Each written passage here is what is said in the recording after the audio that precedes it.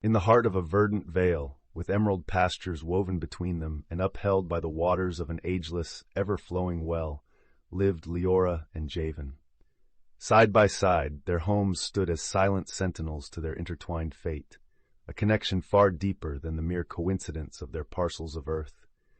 Their labors sang in harmony, tending the golden wheat that danced to the whims of the breeze, nurturing the soil, which under their earnest hands burgeoned with vitality.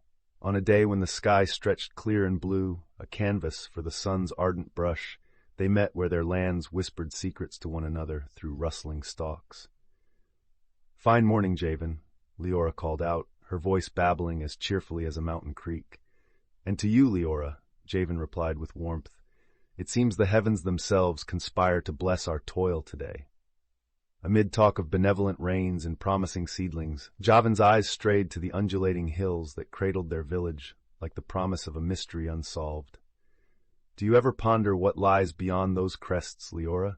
Past that endless azure, where tales of awe and caution have been woven by our ancestors?" Leora, shielding her gaze against the bright morning light, allowed herself the indulgence of thought. "I have. Yet our wisest elder speaks of bygone days when our kin wandered and found only tribulation. Here, there is tranquility. Can we turn our backs on this serenity, a gift that is ours to tend?" A pensive nod was Javen's response. "Maybe so. Yet, is it conceivable that a greater harmony awaits us? One that embraces lands unknown and voices untold?" As the days cascaded into months, Leora watched the restless spark in Javen that smoldered with each glance towards the unknown. When the cycle of sowing and reaping ushered them together once more, their exchange bore the marks of time and reflection.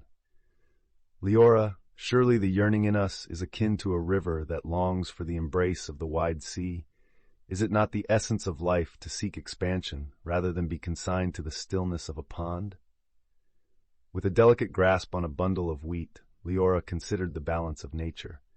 Yet when rivers swell beyond their reach, devastation follows in their wake. We must safeguard what has been entrusted to us, even as our hearts yearn for the horizon.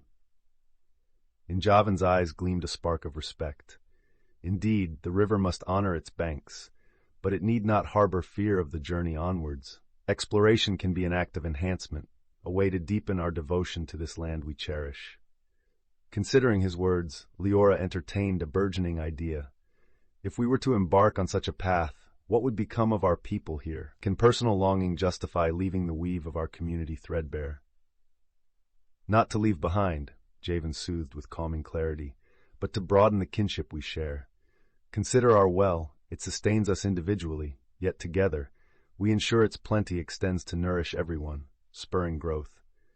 As leaves turned and the wind carried whispered tales of change, Leora and Javen's resolve crystallized. Embarking on an odyssey not of abandonment, but of an inclusive search for new horizons, they labored to fill the village granary, a safeguard against scarcity in their absence.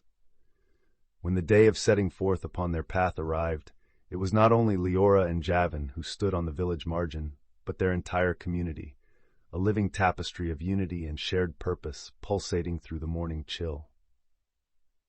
"We journey," Javen proclaimed, "as messengers of discovery for us all.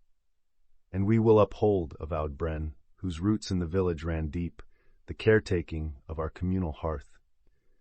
Their determined strides soon became a march of aspiration as they departed, embracing both the warmth of home and the fervor of enlightenment. They encountered diverse communities, fields that sang different tunes, and with each interaction, they shared insights and assistance, wrapping gentle philosophy in the cloak of companionship. Their travels bore fruit, both literal and metaphorical, and the tales of their sojourn spread like the soft glow of dawn, uniting villages in camaraderie and mutual respect, turning strangers into neighbors. As twilight draped the sky in a cloak studded with diamond stars, Leora and Javen found themselves in the embrace of newfound kinship, sharing narratives of their voyage. "Your experiences," shared a contemplative elder, "ripple through our consciousness, reshaping our view of this vast, interconnected world."